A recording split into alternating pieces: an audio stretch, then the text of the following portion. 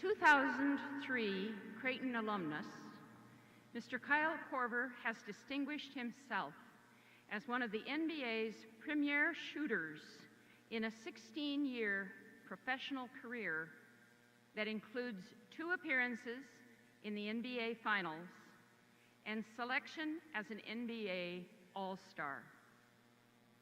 He has also used his unique position as a professional athlete to serve others and to speak out on issues of social justice, including a recent seminal essay in the Players' Tribune on race and white privilege that has added significantly to the national dialogue. As a student athlete at Creighton, Korver helped guide the Blue Jays to NCAA tournament appearances in each of his 4 years from 1999 to 2003, earning All-American status in his senior season. He has been inducted into both the Creighton Athletics and Missouri Valley Conference Halls of Fame, and Creighton has retired his number 25 jersey.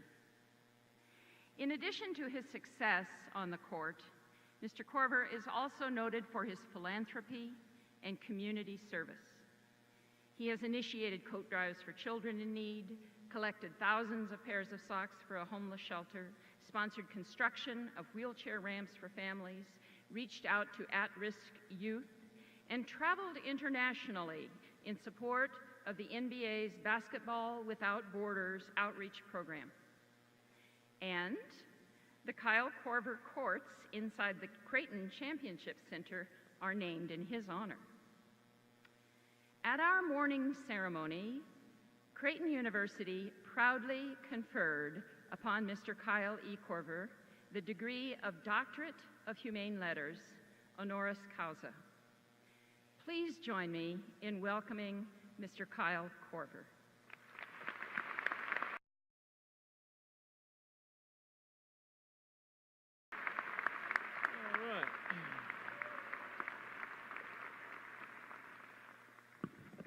Microphone right this time. Good afternoon. Parents, friends, faculty, and everyone at Creighton community, in the Creighton community, thank you so much for having me. The Creighton class of 2019, you did it!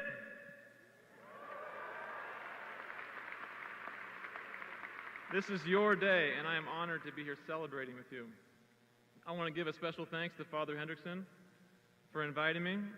He reached out to me just before the playoffs started and asked if I would be free today. Giving speeches isn't really my thing, but this is Creighton, my alma mater. I was excited and I wanted to say yes. But we were about to head into the playoffs, right? I said, May 18, that would be the middle of the conference finals. You know what he said? He said, yeah, you know, we looked at that. It appears you have Houston in the first round. And if you win, you would probably play Golden State, the Warriors. I mean, I'm okay with penciling you in if you're okay with it. But look at this arena. In my day, we rocked out in the Civic. It's a little smaller, but my last game at Creighton was actually the last game at the Civic. I'll be honest. I held on to a bit of a grudge. You guys are going to experience this. You leave today, and you're going to start talking about the good old days. All right? I'm trying to let go of this mindset, but it's so cool to be back on campus. I look back fondly on my years at Creighton. I graduated with a major in visual communications. Is that still a major? No? And our basketball team went to 4 straight NCAA tournaments. I was even able to set a few school records. Thank you. But, like I said, nothing stays the same. Some guy named Doug McDermott swooped in and wiped them all out. Don't worry about it. It's okay. I'm not stuck in the past. I swear. Except for when I guard you next time, Doug. Come get an NBA record, Doug. As your commencement speaker, I'm supposed to stand up here and give you my best advice. Advice that I hope will help you over the next few years. So here we go. My best advice. How to shoot a basketball. There's a lot of ways to do this, but to me, it's all about having it be compact and strong. Your power is in your hands, it's in your hips, and it's in your feet. You got to catch the ball strong, you keep your elbow tucked, and you finish with a follow-through, right? And finally, this is the most important part. Don't just shoot it to shoot it. Shoot it to make it. And that's what I know. I think I'm done. No, I got some more. Don't worry. I worked on this. This is actually the second speech I've ever given. My first one was 19 years ago in my freshman speech class. I don't remember what it was about. Probably basketball. But I do remember my grade. I got a 9. A 9 out of 100. It's a long story, one that probably does not need to be fully told today.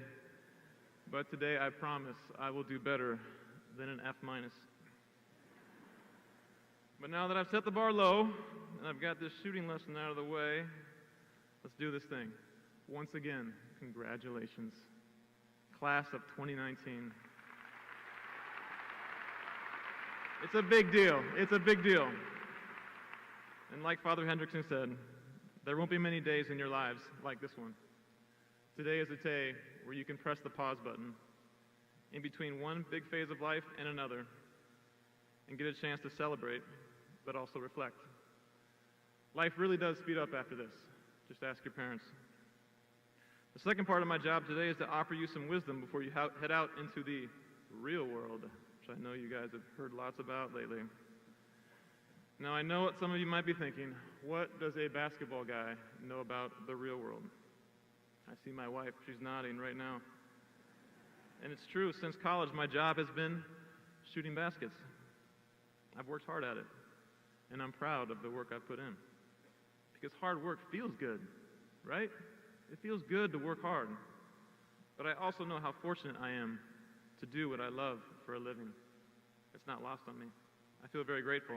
And it's something that I wish for all of you to be able to do something that you love. But I don't just want to talk about basketball today. Because basketball is what I do for a living. But it's not how I want to define my life. I reject the idea that athletes should stick to sports or stay in their lane or shut up and dribble. Athletes are not some kind of one-dimensional sports robot, and the same goes for you. Each of you is made up of many parts, many interests, many opinions, many experiences. Own those. Share those.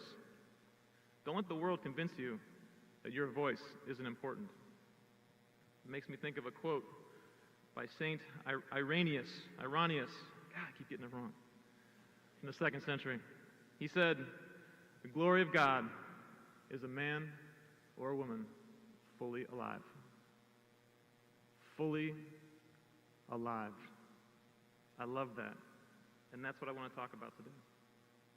I'll get more to this later. But it's about the combination between what you do as a person and who you are as a person. What and who. Let's start with the what. You guys know these. What job, what spouse, what house, what city, what 401k, what title, what awards, what hobbies. What do I got to do to pay off my school debt? School's expensive. And look, the what of your life is important. There's value in working hard and achieving your goals, which I found in basketball. But what you do for a living isn't the sum total of who you are as a person. And if your what is your identity, you might be let down. When I was sitting where you are 16 years ago, I was nervous about where my career would go. Let me tell you a story about my first year in the NBA. From as early as I could remember, it was my dream to make the NBA. Just to make it in, you know? I loved basketball, but it was more than that.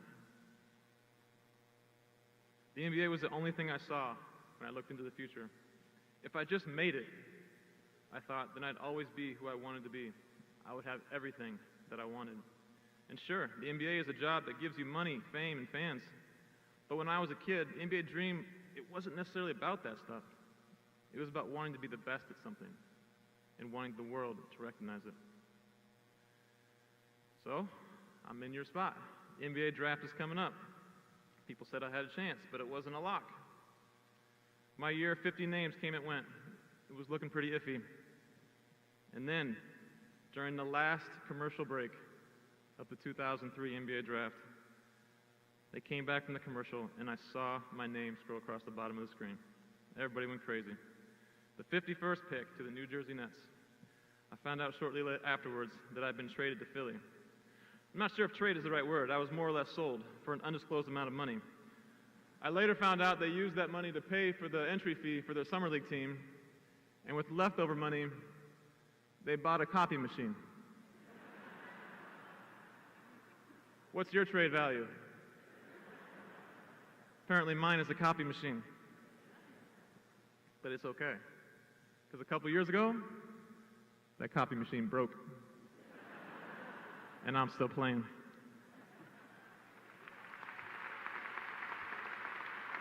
No, thank you.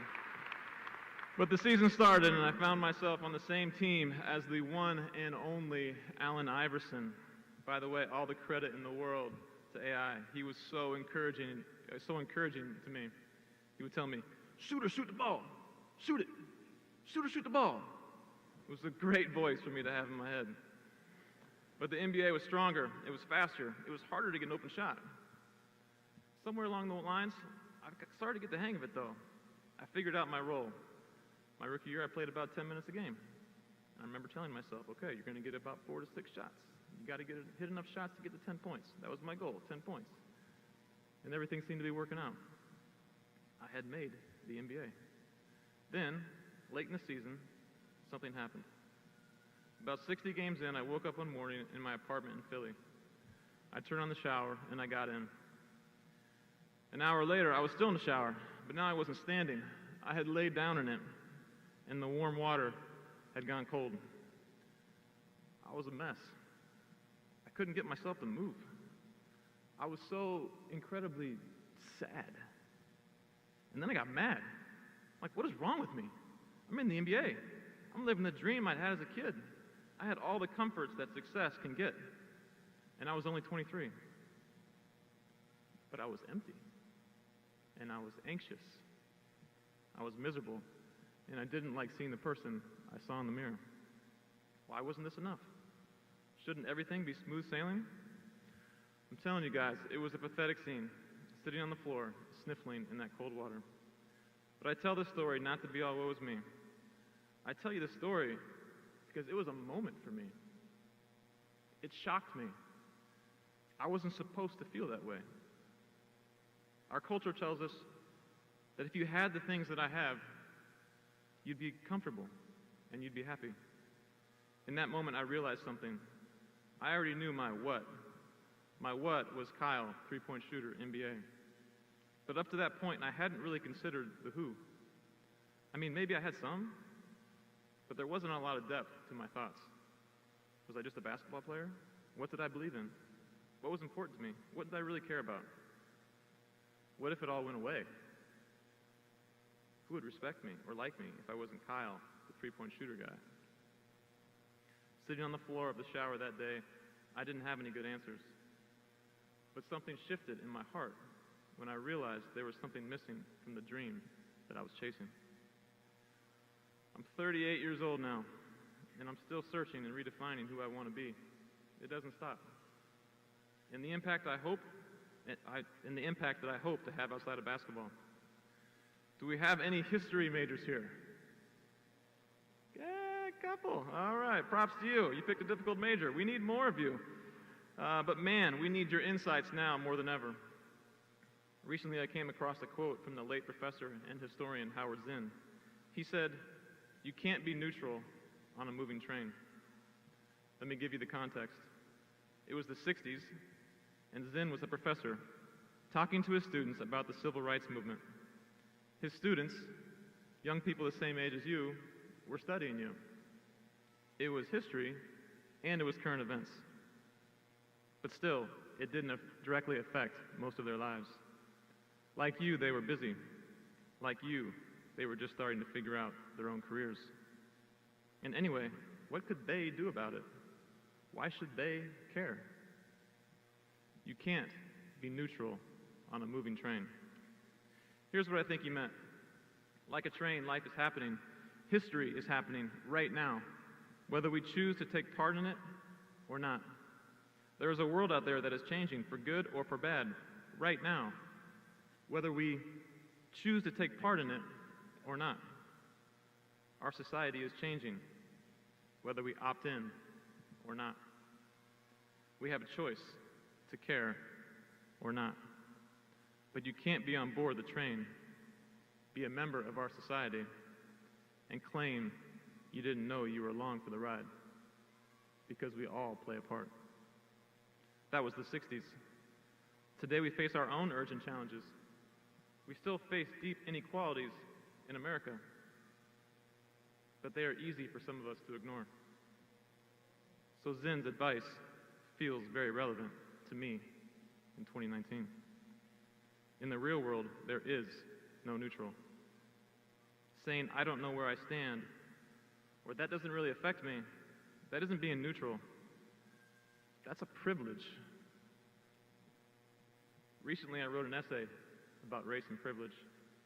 In the essay, I wanted to say two things that had been on my mind for a long time. One, that I, Kyle Korver, a white man, have so many advantages in America just because of the color of my skin. And two, I wanted to encourage a conversation among white people about privilege, a conversation that is uncomfortable and often avoided. As the recipients of so much privilege, white people have the opportunity to not just oppose racism and inequality, but to actively work to find solutions. And I hope in some small way it reached people who want to join in on the conversation.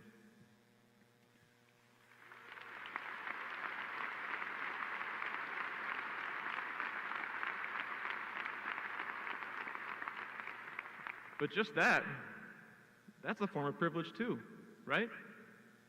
Because I didn't say anything new or novel in what I wrote. People of color have been saying what I said for so many years. People who have been on the short end of these built-in privileges.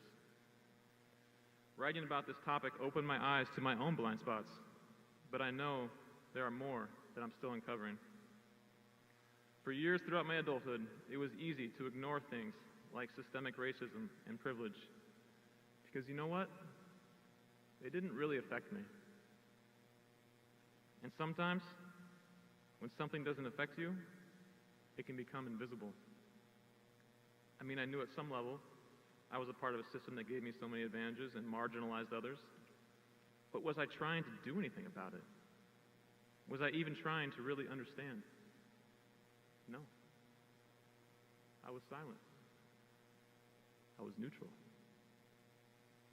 As a white man, I could opt in to the conversation about racism and inequality, but I could just as easily opt out. I've almost always opted out. For people of color in America, and yes, even many NBA players, systemic injustices aren't something they get to opt in or opt out of.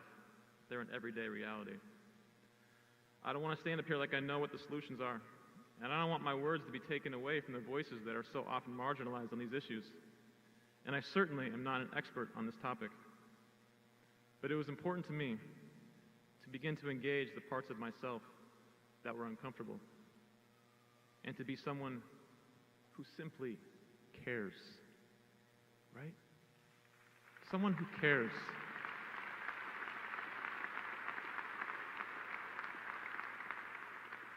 and to act like someone who cares, who doesn't just sit by,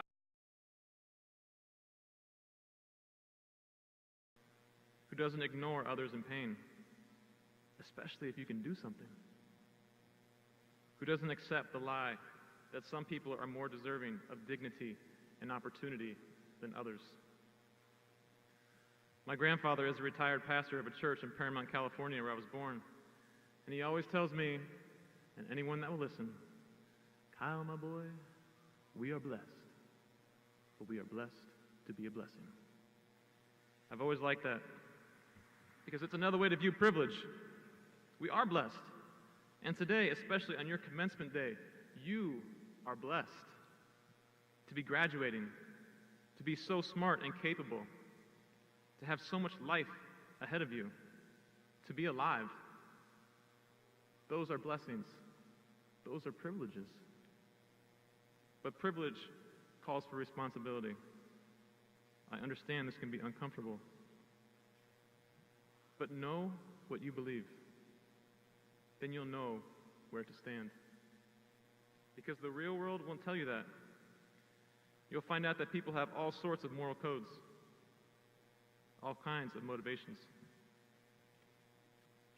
And the real world will be full of distractions. You'll be given lots of opportunities to choose what's easy. I mean, you could literally watch Netflix until you die and still have Hulu, Amazon, and TikTok memes that you missed while you were at the ceremony. Look, I'm not saying don't go get that well-paying job. Go get it. Working hard feels good. And money in itself is not bad. I'm not saying don't go buy that car or that vacation. Live it up. Comforts and fun are part of life. But we should be uncomfortable with the kind of comfort that comes at the expense of others.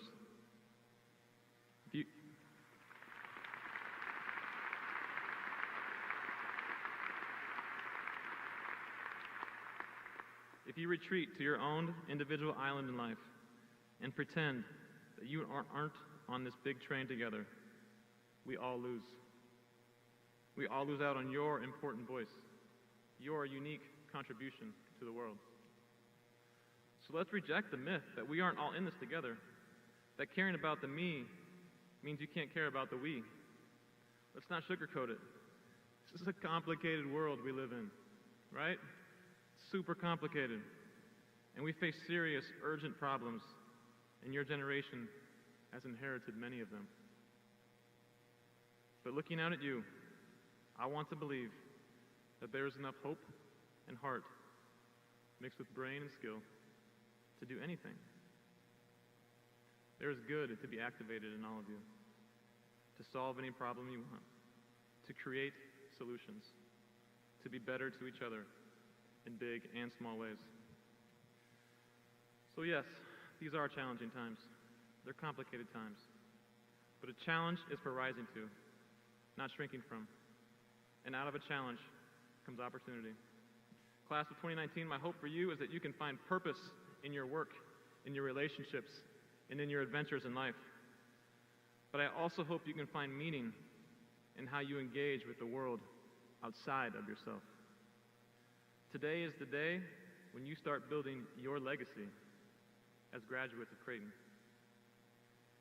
I hope many years from now, looking back, you can say, we knew what we believed, and we were willing to risk what it takes to act on our beliefs, even when it was unpopular or uncomfortable.